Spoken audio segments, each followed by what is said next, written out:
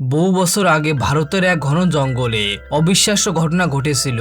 সেখানে এক ছোট্ট মানুষেরও ছিল যার নাম ছিল মোগলি। কিন্তু আশ্চর্যের বিষয় হলো সে মানুষের মাঝে নয়, নেকড়েদের সঙ্গে বড় হয়ে উঠেছিল। মোগলি দৌড়াতে দৌড়াতে তার নেকড়ে ভাইদের সঙ্গে খেলছিল। ঠিক তখনই সেখানে আসে এক ব্ল্যাক প্যান্থার যার নাম বাগিরা। জঙ্গলে অন্য প্রাণীদের মতো সেও মোগলিকে নিজের পরিবারের একজন বলে মনে করত।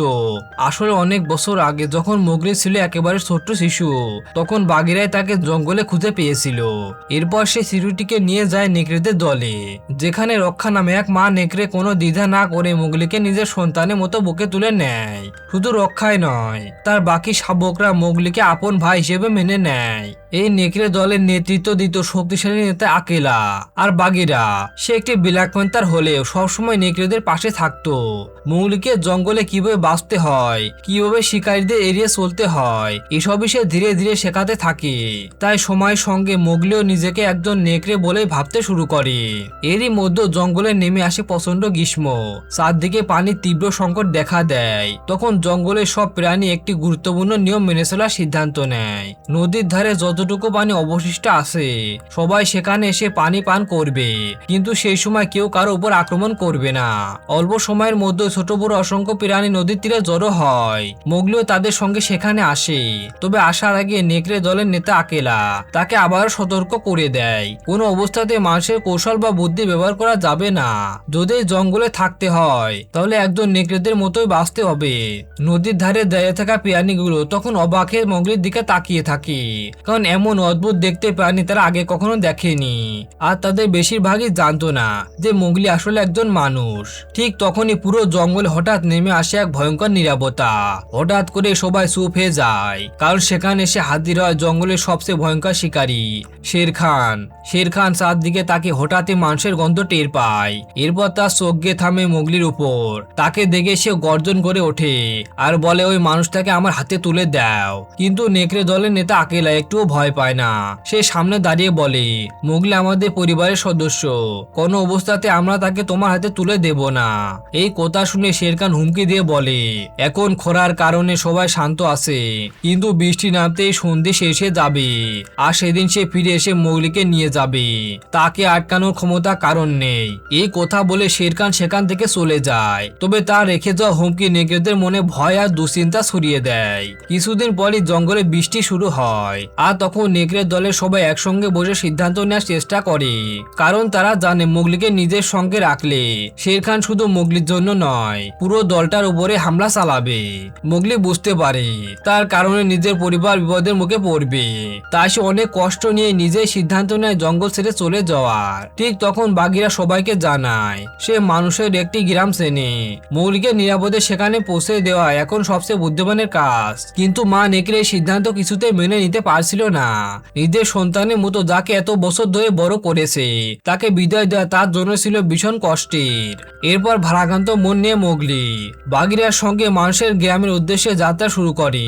কিছু দূর যাওয়ার পর তারা পৌঁছে যায় এক বিশাল তৃণভূমিতে, যেখানে অসংখ্য মই শান্তভাবে ঘাস খাচ্ছিল। হঠাৎই বাঘের আচরণ বদলে যায়। তার ভয়ে তাকিয়ে সে বুঝতে পারে কোথায় একটা ভয়ঙ্কর বিপদ লুকিয়ে আছে। তাই এক মুহূর্ত দেরি না করে সে মোগলিকে বলে, দৌড়াও, আলো যেদিকে দেখা যায় সেদিকে যাও। মোগলি কিছুই বুঝে ওঠার আগে ঝোপের আড়াল থেকে ঝাঁপিয়ে পড়ে শের খান। বাঘেরা তার সামনে দাঁড়িয়ে যায় যাতে মোগলি পালানোর সুযোগ পায়। দুজনের মধ্যে শুরু হয় ভয়ঙ্কর লড়াই, কিন্তু যতই সাহস দেখাক শক্তির দিক থেকে বাঘেরা শের খানের সঙ্গে পেরে ওঠে না। এদিকে মোগলি প্রাণপণে দৌড়াতে থাকে। বাঘেরাকে শের খান ছেড়ে দিয়ে এবার সরাসরি মোগলির পিছু নেয়। আর যখন মনে হয়েছিল এবার আর তার রক্ষা নেই, ঠিক সেই মুহূর্তে শের খান মহিষের বিশাল পালের সঙ্গে ধাক্কা খেয়ে যায়। সুযোগ বুঝে মোগলি একটি গভীর খাদে লাফ দেয়। এখানে শের খানের ভয়ে আতঙ্কিত মহিষ পাল ছুটতে শুরু করে। শের খান উপরে আর মোগলি নিচে ছিল। এই বিশৃঙ্খলার মধ্যে মোগলি বুদ্ধি করে একটা মহিষকে আঁকড়ে ধরে এবং নিরাপদে সেখান থেকে বেরিয়ে যেতে সক্ষম হয়। মোগলি আবারও তার হাত থেকে ফসকে পালিয়ে যাওয়ায় শের খান প্রচন্ড রেগে যায় আর সোজা চলে আসে সেই নেকড়েদের আস্তানায়। সেখানে গিয়ে সে জানতে পারি মোগলি ইতিমধ্যে জঙ্গল ছেড়ে চলে গেছে। তবে শের খান তাদের বলে, তোমরা বড় ভুল করে ফেলেছো। আমি আগে আগেই বলেছিলাম মানুষটা ছেলেকে আমার হাতে তুলে দাও, কিন্তু তোমরা আমার কথা শোনোনি। এবার নেতা আকেলা যে ছিল সে নিজের দলের নিরাপত্তার জন্য শের খানের সাথে লড়াই করে, কিন্তু শের খান তাকে তুলে পাত থেকে নিচে ছুড়ে দেয় আর সেই আঘাতে আকেলার করুণ মৃত্যু হয়। নিজেদের নেতাকে এভাবে হারিয়ে পুরো নেকড়ের দল আতঙ্কে ভেঙে পড়ে। সেই সুযোগে শের খান তাদের এলাকা নিজের দখলে নিয়ে নেয়। এখন পুরো জঙ্গলে যেন তারই রাজত্ব। এদিকে মোগলিও তখনও সেই মহিষের পিঠে সরে অজানা পথে এগিয়ে চলেছে। কিছুক্ষণ পর তার জ্ঞান ফিরতে সে বুঝতে পারে মহিষটি সরু পাথরের রাস্তা দিয়ে ছুটে চলেছে, সামনে আবার পা ধসে পড়ছে। উপায় না দেখে মোগলি নদীর দিকে লাফিয়ে পড়ে। স্রোতের সঙ্গে ভেসে যেতে যেতে সে শেষ পর্যন্ত এক ঘন জঙ্গলে এসে পৌঁছায়। অনেকক্ষণ ধরে কিছু না খাওয়ার কারণে সে প্রচন্ড ক্ষুধার্ত হয়ে পড়েছিল, তাই ফল খাওয়ার জন্য সে একটি গাছে উঠে যায়। কিন্তু ফল তুলে খাওয়ার সময় কয়েকটি ছোট্ট প্রাণী দুষ্টুমি করে সেগুলো নিয়ে পালিয়ে যায়। মোগলিও তাদের পেছনে ছুটতে শুরু করে, কিন্তু এভাবে দৌড়াতে দৌড়াতে সে পুরোপুরি পথ হারিয়ে ফেলে আর বুঝতে পারে না যে সে আরো বড় বিপদের দিকে এগিয়ে যাচ্ছে। ঠিক তখনই গাছের ডালে বসে থাকা অবস্থায় তার সামনে হাজির হয় বিশাল এক আদগার সাপ। সাপটি ধীরে ধীরে মোগলি চোখের দিকে তাকাতে থাকে আর কয়েক মুহূর্তের মধ্যে মোগলি হিপনোটাইজ হয়ে যায়। আর তখনই সাপটি চোখের সামনে ভেসে উঠতে শুরু করে বহু বছর আগে সেই ভয়ঙ্কর স্মৃতি, যখন সে ছিল একেবারে ছোট্ট শিশু আর তার বাবা তাকে বাঁচানোর জন্য কিভাবে শের খানের সাথে লড়াই করেছিল। তার হাতে ছিল আগুনে জ্বলতে থাকা একটি মশাল, যে মশাল দিয়ে তিনি শের খানের ওপর আঘাত করেছিলেন, যার দাগ আজও তার চোখের মধ্যে রয়েছে। পুরো জঙ্গল আগুন ছিল, যাকে জঙ্গলের সব প্রাণীরা রাগফুল বলতো এবং সেটিকে সবচেয়ে ভয়ঙ্কর শক্তি মনে করে। আর মোগলির বাবা মারা যাবার পর বাঘেরা শিশুটিকে উদ্ধার করে নেকড়েদের কাছে নিয়ে গিয়েছিল। আর এখানে সব স্মৃতি দেখানোর পেছনে আজগর কায়ের একটা উদ্দেশ্য ছিল। সে আসলে ক্ষুধার্ত ছিল আর হিপনোটাইজের মাধ্যমে মোগলিকে অসহায় বানিয়ে গিলে ফেলতে চেয়েছিল। ঠিক যখন মনে হয়েছিল মোগলি আর বাঁচার উপায় নেই, তখনই হঠাৎ সেখানে হাজির হয় এক ভালুক, যার নাম ছিল বালু, আর মোগলিকে বাঁচিয়ে সেখান থেকে নিয়ে আসে। কিছুক্ষণ পর মোগলির জ্ঞান ফিরলে সে সামনে বালুকে দেখতে পায়। বালু বেশ হাসি খুশি আর দুষ্টু স্বভাবের। সে মজা করে বলে, দেখো বাচ্চা, আমি কিন্তু তোমার প্রাণ বাঁচিয়েছি, এখন বদলে তোমাকে আমার একটা কাজে সাহায্য করতে হবে। তবে মোগলির মাথায় তখন একটা চিন্তা, যত দ্রুত সম্ভব মানুষের গ্রামে পৌঁছানো। তাই সে যেতে লাগে, কিন্তু বালু তাকে থামিয়ে বলে, একটু মধু পরে আমাকে সাহায্য করে দে, কারণ তার মধুর দরকার, যেটা সে একা জোগাড় করতে পারবে না। মোগলি রাজি হয়ে যায়। এরপর সে নিজের বুদ্ধি খাটিয়ে মানুষের সেখানে কৌশল ব্যবহার করে এমন একটি জায়গায় পৌঁছে যায় যেখানে মৌমাছিরা বিশাল একটি মশাক তৈরি করে রেখেছে। মোগলির বুদ্ধির কারণে খুব অল্প সময়ে প্রচুর মধু জোগাড় হয়ে যায়। এত মধু একসঙ্গে দেখে বালুর আনন্দ যেন ধরে না। খুশি হয়ে সে মোগলিকে বলে, কি দরকার মানুষের গ্রামে যাওয়ার, তুমি এখানে আমার সঙ্গে থাকো, আমরা দুজন মিলে মধু খাবো, ঘুরে বেড়াবো আর অনেক মজা করব। মোগলি একটু দ্বিধায় পড়ে যায়। সে জানে বাঘিরা আমাকে থামতে বারণ করেছে, কিন্তু বালু এসে বলে, বাঘিরা আমার পুরনো বন্ধু, ওকে আমি বুঝিয়ে নেব, তুই কোনো চিন্তা করিস না, তোকে কেউ কিছু করতে পারবে না। ধীরে ধীরে দুজনের মধ্যে গভীর বন্ধুত্ব গড়ে ওঠে। মোগলি বালুর সঙ্গে সময় কাটাতে শুরু করে, তাকে আরো অনেক মধু এনে দেয়। এক রাতে বালু তাকে এমন একটি জায়গায় নিয়ে যায় যেখান থেকে দূরে মাসে গ্রামের আলো দেখা যাচ্ছিল। বালু নানা কথা বলে মোগলিকে বোঝায় যে জঙ্গলই তার আসল ঘর, আর এখন থেকে সে বালুর সঙ্গে থাকার সিদ্ধান্ত নেয়। কিন্তু পরের সকালে সবকিছু বদলে যায়। মোগলিকে খুঁজতে খুঁজতে সেখানে পৌঁছে যায় বাঘিরা। সে ভেবেছিল এতক্ষণে মোগলি নিশ্চয় গ্রামে পৌঁছে গেছে। আনন্দের সঙ্গে সে জানায় বালু এখন তার খুব ভালো বন্ধু। এরপর সে বাঘিরাকে সেই গুহায় নিয়ে যায় যেখানে সে বালুর জন্য অনেক মধু জমিয়ে রেখেছিল। এসব দেখে বাঘিরা রেগে যায়। সে বুঝে যায় মোগলি আবার মাসের বুদ্ধি এবং কৌশল ব্যবহার করছে। কঠিন গলায় বাঘিরা বলে, তোমাকে আগেই বলেছিলাম জঙ্গলে মাসের কৌশল ব্যবহার করবে না, তোমাকে একজন সত্যিকারের নেকড়েদের মতো বাঁচতে শিখতে হবে। আর কোনো দেরি নয়, আগামীকালই আমরা মাসের গ্রামের উদ্দেশ্যে রওনা হব। সেদিন রাতে সবাই ঘুমিয়েছিল। মোগলির কানে হঠাৎ হাতির ডাক ভেসে আসে। কৌতূহল বশত সে শব্দের দিকে এগিয়ে গিয়ে দেখে একটি ছোট্ট হাতির বাচ্চা গর্তে আটকে পড়েছে। মোগলি দ্রুত কিছু লতা এনে সেটিকে দড়ির মতো ব্যবহার করে। অনেক চেষ্টার পর শেষ পর্যন্ত সে হাতির বাচ্চাটিকে নিরাপদে গর্ত থেকে বের করে আনে। দূর থেকে বাঘিরা আর বালু সবকিছু দেখছিল। মোগলির সাহস আর বুদ্ধি দেখে দুজনই গর্ব অনুভব করে।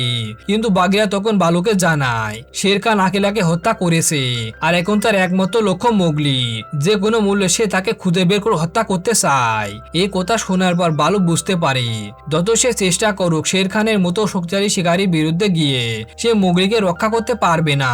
তাই সে ভারী মন নিয়ে মোগলির কাছে যায় আর তাকে বলে, তুমি আমার বন্ধু নয়, আমি শুধু মধু জোগাড় করার জন্য তোমাকে ব্যবহার করেছি, এখন তোমার আর এখানে থাকার দরকার নেই। বালুর মুখে এমন কথা শুনে মোগলির মনে একেবারে ভেঙে যায়। কিছু না বলে সে দৌড়ে গিয়ে একটি গাছের উপর বসে পড়ে। তখন হঠাৎ চারদিক থেকে একদল বানর চলে আসে আর মোগলিকে উঠিয়ে নেয়। বাঘিরা আর বালু তাদের পিছু নেয়, তবে বানরগুলো ভীষণ দ্রুত। শেষ পর্যন্ত তারা মোগলিকে নিয়ে পৌঁছে যায় পাহাড়ের চূড়ায়, যেখানে অবস্থিত ছিল এক ধ্বংসপ্রাপ্ত প্রাচীন দুর্গ। আর সেখানে অপেক্ষা করছিল বানরদের বিশাল আকৃতির রাজা, রাজা লুই। এরপর সে মোগলিকে একটি প্রস্তাব দেয়। সে বলে, তুমি তো মানুষের ছেলে, নিশ্চয়ই জানো লানফুল অর্থাৎ আগুন কিভাবে তৈরি করতে হয়। আমাকে সে আগুন এনে দাও, তাহলে আমি পুরো জঙ্গলের সবচেয়ে শক্তিশালী হয়ে যাব, আর বদলে আমি শের খানের হাত থেকে তোমার জীবন আমি রক্ষা করব। কিন্তু মোগলি সোজা সাপটা জানিয়ে দেয় আগুন কিভাবে তৈরি করতে হয় সে কিছুই জানে না। ঠিক তখনই সেখানে এসে পৌঁছে যায় বালু। সে ইচ্ছে করে রাজা লুইকে কথার জালে ব্যস্ত রাখে আর সেই সুযোগে বাঘিরা সুবিসারে মোগলিকে পালিয়ে যাওয়ার ইশারা করে।